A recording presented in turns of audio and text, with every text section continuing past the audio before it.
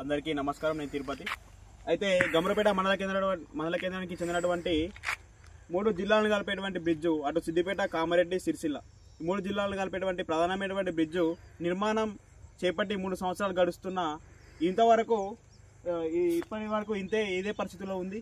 కాబట్టి గౌరవ ముఖ్యమంత్రి వారికి తెలియజేది ఏంటంటే,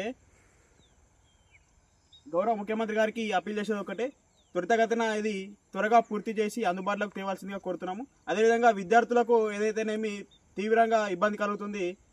ఏంటంటే లింగనపేటలో దిగి ముస్తాబాద్ మండల కేంద్రానికి చెందినటువంటి విద్యార్థులు లింగనపేటలో దిగి వాగులో నుంచి నడుచుకుంటూ వెళ్లే పరిస్థితి. అదేవిధంగా నర్మల క్యాంపులో దిగి గమ్రపేటకు నడుచుకుంటూ వచ్చే పరిస్థితి. అదేవిధంగా పెద్ద మసీద్ వద్ద దిగి అక్కడ నుంచి గమ్రపేటకు వచ్చే పరిస్థితి. అదేవిధంగా మల్లెడిపేట బ్రిడ్జి నుంచి ఉన్నప్పటికీ అక్కడ దిగి నడుచుకుంటూ వెళ్లే పరిస్థితి నెలకొంది.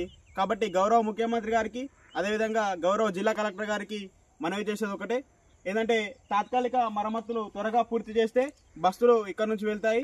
అదేవిధంగా త్వరితగతిన ఇది ఒక బ్రిడ్జిను పూర్తి చేసి అందుబాటులోకి తేవాల్సిందిగా కోరుతున్నాం.